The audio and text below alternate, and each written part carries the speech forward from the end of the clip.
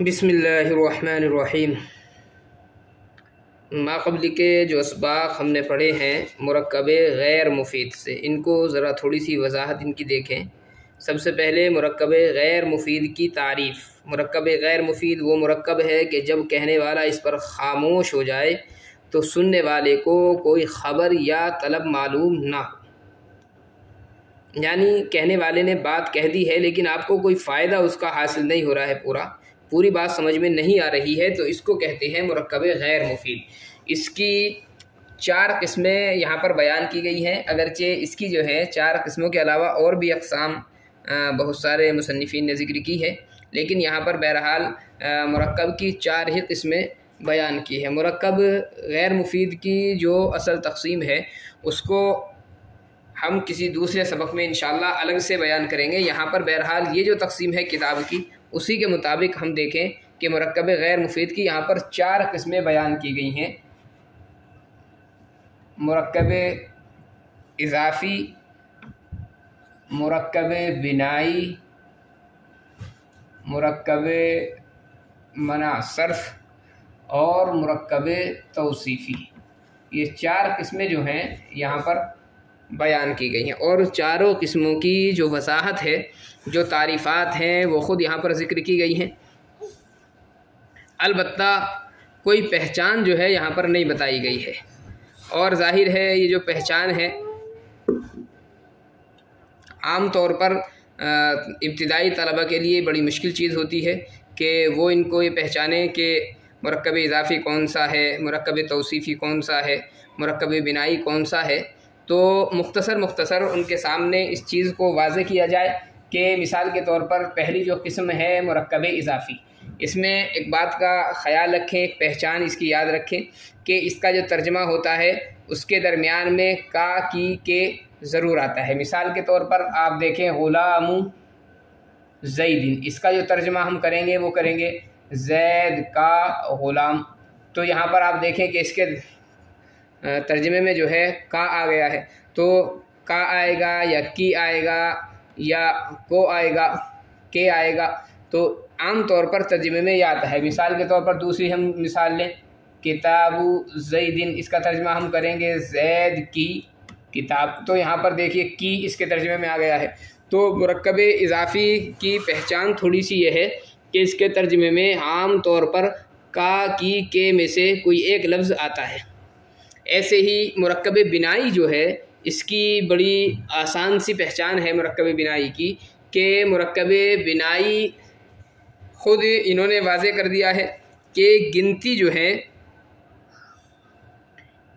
ये 11 से और 19 तक, यानी 11 से लेकर के 19 तक की जो गिनतियां हैं अरबी में, ये एक तो मुरक्कब बिनाई होती है। मुरक्कब बिनाई क्यों होती हैं? चूँकि मुरक्कब बिनाई की आप तारीफ़ देखें जिसमें बिला निस्बत 2 इसमों को मिलाकर एक किया गया हो और दूसरा इसमें किसी हर्फ को शामिल ना हो, यानी कोई हर्फ उसके अंदर मुक़द्दर ना हो। तो ये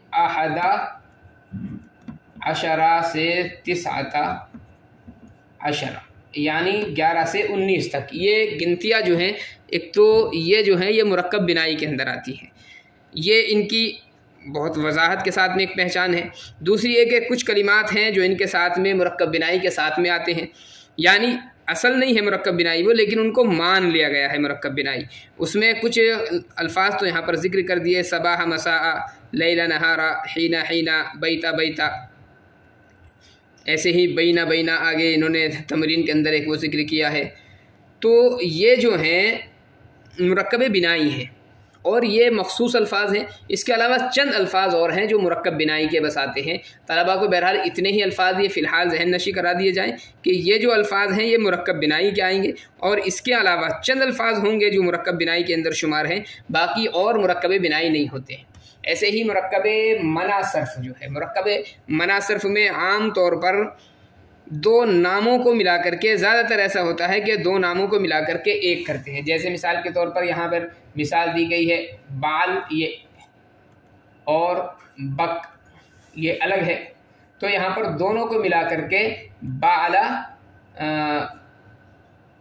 बक्कू जो है ये बना लिया गया है। तो दो ये नाम थे अलग अलग, दोनों को यहाँ पर जो है एक कर दिया गया है। तो ये मुरक्कब बिनाई है। ऐसे ही मिसाल के तौर पर मोहम्मद, हुज़ैफ़ा, तो यहाँ पर देखिए मोहम्मद जो है ये अलग नाम था और हुज़ैफ़ा अलग नाम था, दोनों को जब हमने मिला दिया तो ये मुरक्कब बिनाई हो गया है, ये मुरक्कब मनासर्फ़ हो गया है। ऐसे ही ग़ुलाम